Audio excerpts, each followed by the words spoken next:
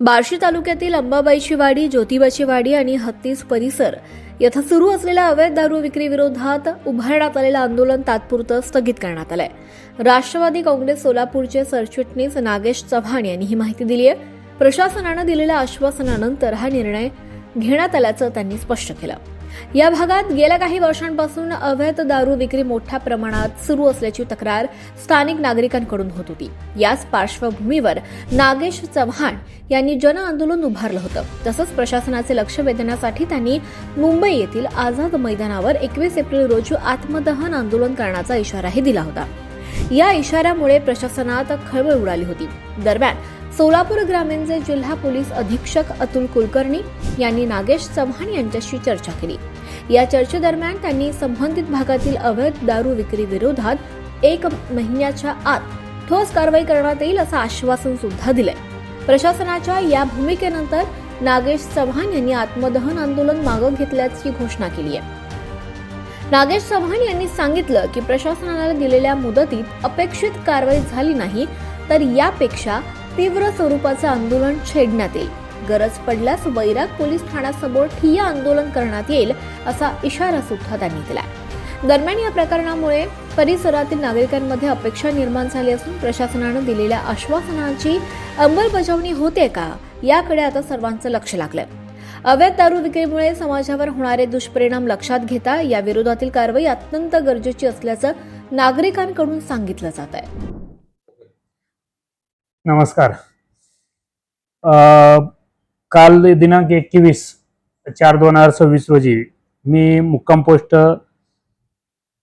ज्योतिबाची वाडी, अंबाबाईची वाडी व हत्तीस परिसरातील अवैध व्यवसाय संदर्भात मुंबई आझाद मैदान या ठिकाणी उपोषणास बसणार होतो.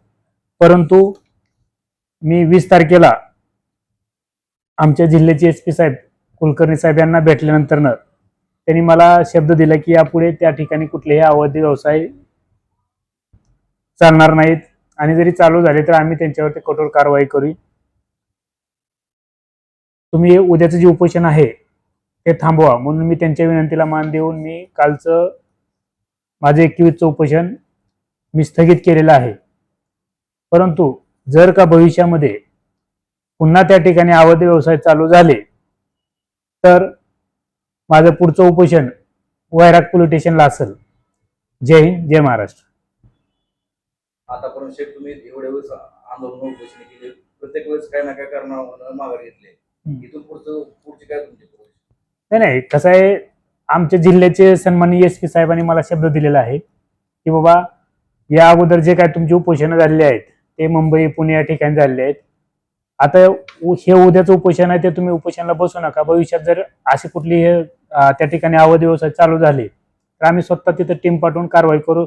त्यांचा आदेश असल्यामुळे त्यांच्या शब्दाला मान देऊन आम्ही उपोषण मागे घेणार आणि आमचा विश्वास आहे SP साहेबांवरती की ते 100% याच्यावरती कठोर कारवाई करतील आणि जे कोणी अवैध व्यवसाय करत असतील त्यांच्यावरती 100% ते गुन्हे दाखल करतील.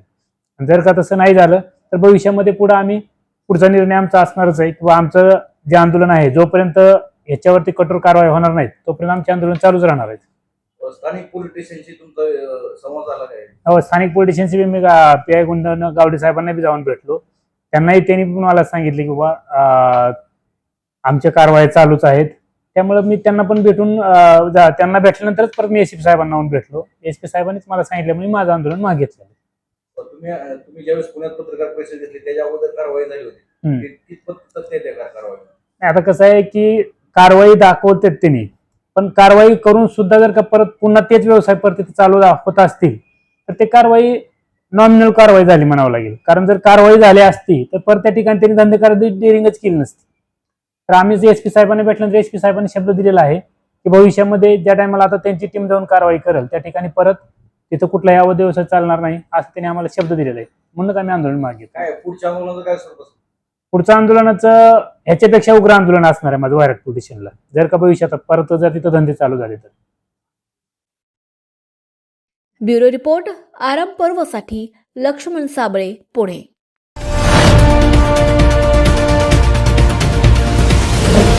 आरंभ पर्व न्यूज. आरंभ एका नव्या पर्वाचा.